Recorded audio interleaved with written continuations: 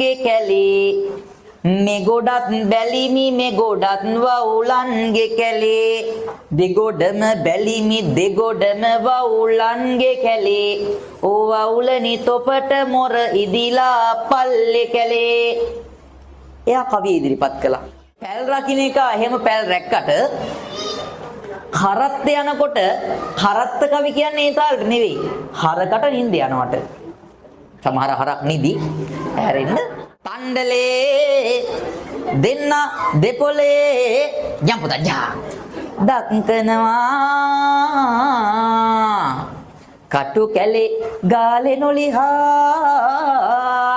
වද දෙනවා යම්පුදා හපුතලේ කන්ද දැකලා බඩ යනවානේ බඩ දනවා පවුකල ගොනෝ ඇදපන් හපුතල් යනවා යම් පුතා ජා ඒ තාලට ළමයි නලවනවද කකුල් කඩාගෙන දුවනවා ළමයි. එහෙම නෑ. එතකොට ළමයි නලවන තාලේ හරිලා යන් විතයි. දොයි බයි බයි එහෙම පිස්සුද? එහෙම නෑ. ළමයි නලවනකොට හරිලා යන් විතයි.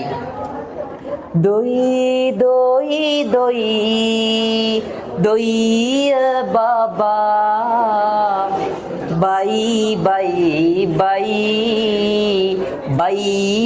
බබා නුඹේ අම්මා කිරට ගියා කිරි එරවා එන්ට ගියා ඇති හරිද ඒ තාලෙට ළමයි නලවනවා. දැන් ළමයි නලවන තාලෙට ගොයන් කවි කියන්නේ නැහැ සහෝදරවරුනි.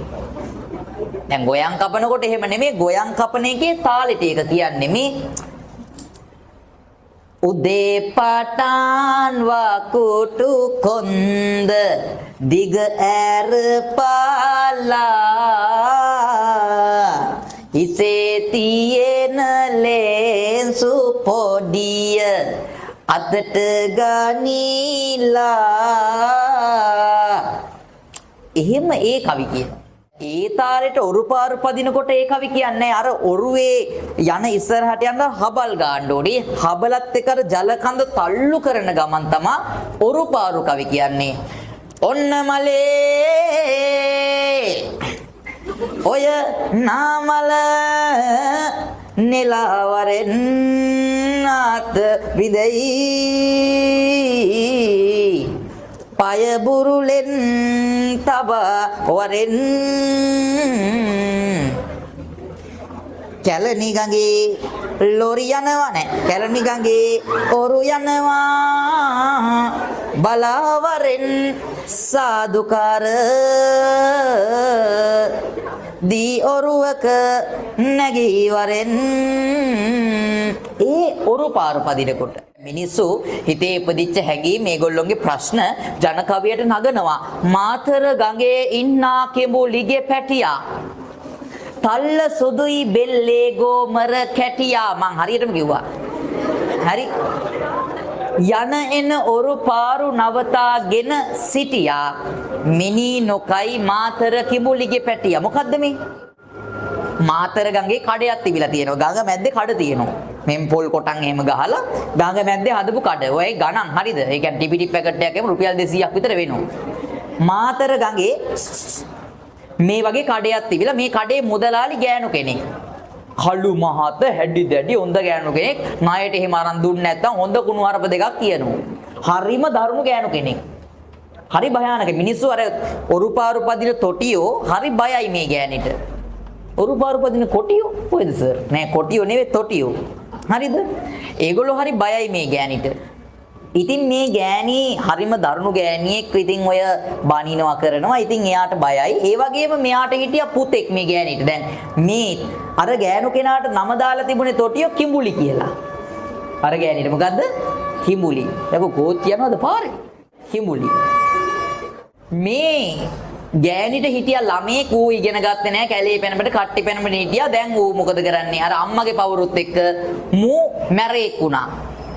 මූ කරන්නේ අර ඔරුපාරු පදින මිනිසුන්ගේ ඔරුපාරු නවත්තලා උන්ගෙන් කප්පම් ගන්නවා. මුට ලෙඩක් තිබුණා. අර කබර කියන්නේ මොගේ බෙල්ලේ මේ හරිය කබර සුදු පාටට. හරිද? එතකොට දැන් මූ හෙන වදයක්. තොටියොන්ට මාර කරදරයක්. මූ හොරෙක් නේ කප්පම්කාරයෙක් නේ. එතකොට මොකද කරන්නේ? තමන්ගේ හිතේ තියෙන වේදනාව කියා ගන්න කෙනෙක් නැහැ දුකට කියනවා කවිය. මාතර ගඟේ ඉන්නා කිඹුල්ලිගේ පැටියා. තල්ල සුදුයි බෙල්ලේ ගෝමර කැටියා. යන එන ඔරු පාරු නවතා ගෙන සිටියා. මිනි නොකයි මාතර කිඹුල්ලිගේ පැටියා. මිනි මාස් කන්නේ කරන්නේ කප්පම් ගන්න එක. කාලය සතුටින් විනෝදයෙන් ගත කරන්න පුතේ තේරවිලි කවි ගායනා කළා. ටන් ටන් ගන්නා තෝරා එවාපන් ටින් ටින් ගන්නා තෝරා එවාපන් මගවැලි පිසින්නා තෝරා එවාපන් දෙගම්බඩ රජා තෝරා එවාපන් උත්තරේ දෙනවා ටන් ටන් ගන්නා ගෝනා නොවේදෝ ටින් ටින් ගන්නා ලේනා නොවේදෝ මගවැලි පිසින්නා කුකුලා නොවේදෝ දෙගම්බඩ රජා කිඹුලා නොවේදෝ සවුසරා සපිරි මුදුනේ වැඩෙන්නේ නැව් පුරාරුවල් සුළඟට වැනින්නේ ගව් ගණන් ගොසින් මහතුන් දකින්නේ මව් මරා උපන් කුමරා කියන්නේ උත්තරේ දෙනවා